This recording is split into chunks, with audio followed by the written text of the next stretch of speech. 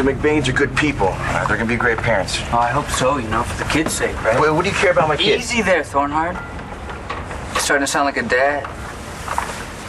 Well, I'm not. She has a mom and dad that loves her. Giving her to them was the best thing to do.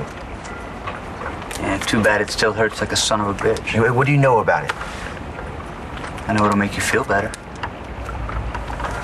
Just leave me alone, okay? Hey, man, I'm just trying to help. What do you say, dude? Take the suck away? I'm not worried that your dad will challenge the adoption, Starr. But I would understand if you were. My dad admitted to planning on stealing the baby. I know, and I know that sounds crazy, but Starr, he did that because he loves you. He didn't want you to regret giving this baby away. I wanted what was best for her. That's why I wanted you to be her mom. Back then? I mean, you know, back then there were a lot of people in this town who wouldn't have trusted me with a pet rock.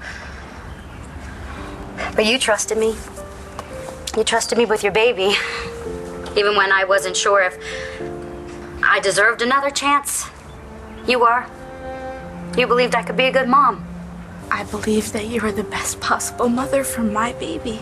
You don't believe that anymore, do you?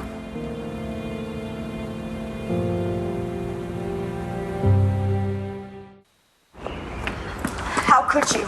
Why would you do something like that? I think that you're blowing this thing out of proportion. No, I don't think that I am, because you just drove my boyfriend and his parents away from his own graduation party. What, is it my fault that he didn't tell his parents that the two of you were having sex? No, I told you that they are very old school and very religious. Well, sex is nothing to be ashamed of. Oh, please.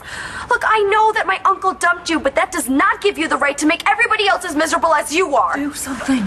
What are you saying? That I ruined the party intentionally? Yeah, that's exactly what I'm saying. Why don't I get you ladies something to eat? Maurice, butt out.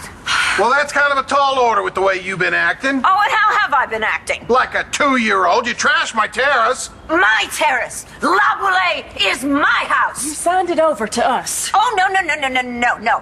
I temporarily allowed you to run amok in the place until my lawyers could get me out of this mess. What are you talking about? I am happy to tell you that it's taken a while, but my lawyers have now dismantled every single document that I signed. And this house is now mine. But we live here. Not anymore. You're kicking them out? Just wait a minute. No. You stay out of this, Sean. Mo was my friend, and what happens to him is definitely my business. Oh, really? Well, then, you can take him and your other little friend and just get out of here. Little friend? And get the hell off my property! Sean, you're fired. Little friend, bye-bye. Maurice and Noelle, start packing. You are evicted. Now, you hold on just a minute. Get it, Mo. We never belonged here in the first place. Who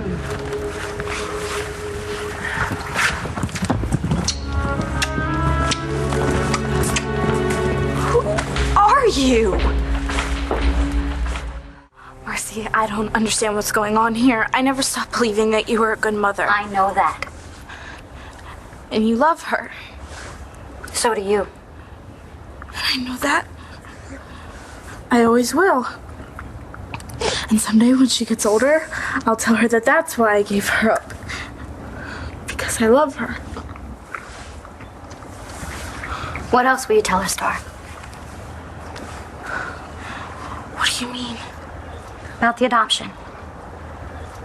You were trying so hard to be very brave, but you could barely even sign those papers. And the look on your face when you put her in my arms, Starr, it broke my heart. It was a lot harder than I thought it was gonna be. I know. That's just because she's real now.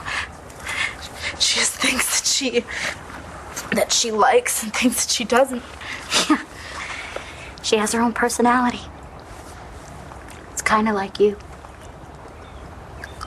Why are you doing this? I'm doing this I've made my decision. And someday, I'll be all right. someday you'll regret this decision, Starr. You're not the same girl you were 6 months ago. You've changed. No, I haven't. Yes, you have. You've suffered a loss most people don't even want to think about, and you got through it. Starr, you've grown up. What are you getting at? When you asked me to raise your baby, you weren't ready to be a mom, but you are now. You are. And if you want to raise this baby, then I want you to raise this baby. I have never seen you like this. Oh, you've certainly seen me fire employees before. Mo, Noelle, and Sean were more than employees. They were friends who took care of us. Oh. What did my uncle do to you? Ray? I hardly remember him. You purposely told Markko's parents that we had sex, and they're gonna hate me now. You're behaving like a monster. Oh, and what about how you are behaving? You know, you better stop copying an attitude with me, young lady. Attitude? I'm trying to get through to you because you're hurting people who care about you. Mo and Noelle? Okay, what about Sean? He would die for you. And what about Markko? I care about him. See, I didn't do anything to Markko. Oh, no. This was supposed to be one of the happiest days of his life, and you ruined that. No, you've had about enough of this. Wait a minute, you give that back to me.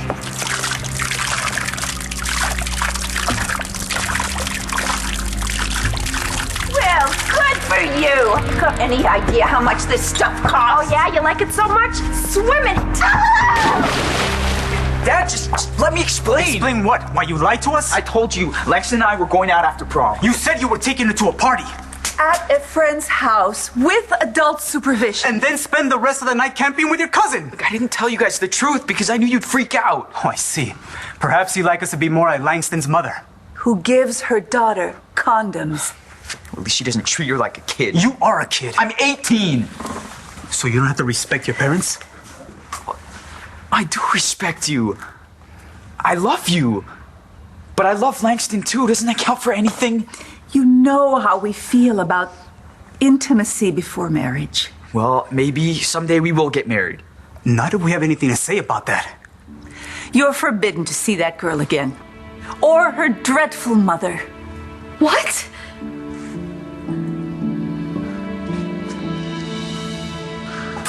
Gee, Blair, I wonder what's taking the judge so long. Seems to me it's a slam dunk. You think? Yes, I do. When he found out that you and John got married just to get custody. Not as bad as you sleeping with my lawyer, so she'd blow the case. Did you really say that I was the love of your life? Court is now in session.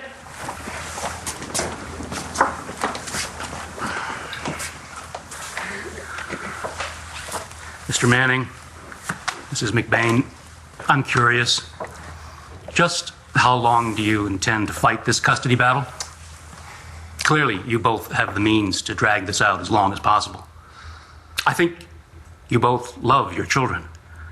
However, I also think you're so concerned with besting each other that you don't see what that is doing to those children. Frankly, if I could put them in foster care right now, I'd do it. Because maybe it would wake up the two of you. So, we're going to try things a little differently. My ruling is to give both of you custody. Don't misunderstand me. I don't mean a week with Mr. Manning and a week with Mrs. McBain. I don't trust either one of you in that situation. I'm talking about the 5 of you together under one roof. I'm forcing the 2 of you to get along. You can't do that. Can you do that? It's a unique ruling, that's for sure. From now on, you're going to put the needs of your children ahead of your own, because if you can't, they will go to foster care. The choice is yours. Counsel, I'll see you both in chambers. All rise. But